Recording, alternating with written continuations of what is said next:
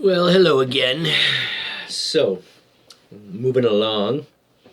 Hope you had a good day today. We'll see how it goes. So now I want to talk specifically about just one scene, and that is Act 3, Scene 4. It's known as the banquet scene. Right. So we just had this chaotic scene in which Banquet was murdered. Now we're going to a very calm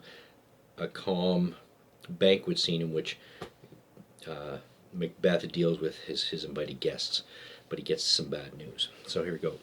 The confusion of Banquo's murder contrasts well with the ceremony of the state banquet. The formality is announced in the first line: "You know your own degrees, sit down." So the closer you are to the king physically, the higher you are.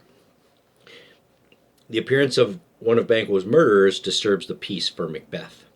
He comes and he tells him that Banquo is dead.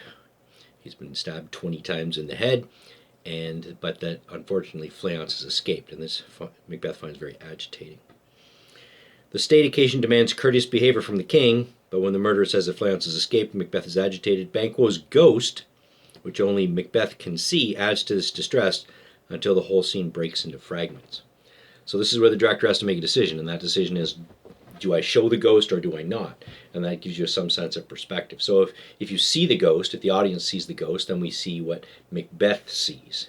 If we see an empty chair where he was going to sit, then we see what the guests at the banquet see. And and certainly the awkwardness of the situation becomes much clearer given that they can't see anything, right? So anyway, his behavior becomes increasingly erratic because he starts screaming at the ghost, and his guests can't understand what's going on. Lady Macbeth has to ask the guests to leave without any of the formality with which they arrive. She says, "Stand not upon the order of your going, but go at once." So generally speaking, they would enter in the order of their eminence, and they would leave in the same order. Right, the most important leaving first. She said, "Just get out." Partly because he is starting to come unglued, and she first of all puts it down to an infirmity, some kind of sickness that he's had since he was a young man that sort of causes him to have these fits. But he starts to talk about things that have happened and wonders why the guests aren't kind of freaking out like he is, and she starts thinking that perhaps he's going to incriminate himself, and so she just empties the room. The banquet is symbolic as well as realistic, and Shakespeare is careful that we do not overlook this aspect. As soon as the guests are seated, Macbeth promises to drink a measure the table round. And many societies and religions, the sharing of a cup of wine, sometimes even called a loving cup, symbolizes unity and fellowship. And so it is intended here. When Macbeth has stepped away from the table to speak to the murderer, Lady Macbeth calls him back and reminds him of his duty as a host, adding that on such an occasion, the sauce to meat is ceremony. So the thing that makes this better than just eating at home is the ceremony of it all. Macbeth brings chaos to Scotland, breaking up the harmony of a well-ordered country, just as he breaks up the state banquet, as his wife says, with a most admired disorder. Right? So she's very sarcastic in that statement. She's saying, "Good job, you've really done it this time." Now that's where the summary ends, but there's a lot more to this scene, and that's why it gets its own video. Right? So in this particular scene, there's a lot of references to blood. And Macbeth starts to think about the implications of what he's done, but also the punishment that could be visited on him. And he says, "It will have blood, they say. Blood will have blood."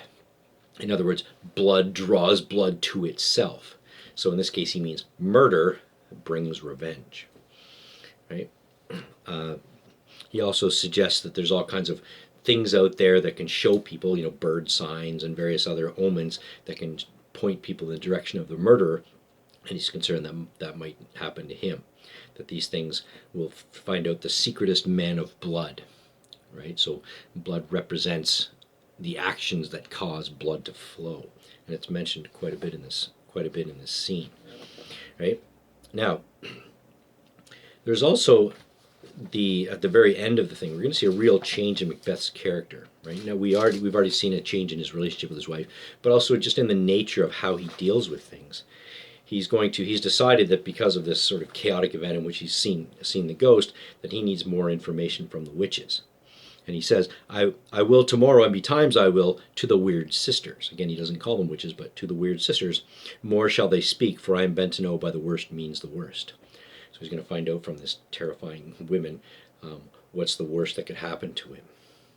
Now, look at this, though. He says, for mine own good all causes shall give way. So now whatever's good for me is the only thing I'm going to do. Right? Now, he says something that's really we've looked at before, but also really one of those moments where he makes a decision. And he says, I am in blood stepped in so far that should I wade no more, returning were as tedious as go o'er.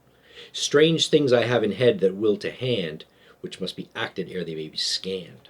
Right? So we go from, just considering the ethics of killing Duncan to at least coming to terms with killing Banquo. Now, right?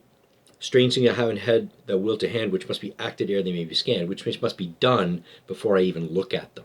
So he's going to do things that just benefit him without actually looking at or weighing the implications of doing it or even reasoning them out. Whatever pops into his head is the thing that he's going to do. And this I'm in blood stepped in so far that should I wade no more, returning where as tedious as go o'er. Right? I've waded halfway through this river of blood, right? So I may as well just keep going. So he could try and go back and make things better, but that's just as much work as going forward. But it also means that he's going to have to commit more murders. And he says something interesting. He says, my strange and self-abuse is the initiate fear that wants hard use. We are but young indeed. So this vision of seeing Banquo, which he puts down to the fact that he's sort of unnerved by all of the things that he's done, right, is just rookie stuff. And what I really need to do is kill more people so that I can get used to it. So we've seen it's quite a different Macbeth from the ones we've seen before. Anyway, that'll be it for now, and we'll see you when I do the next video. Good day.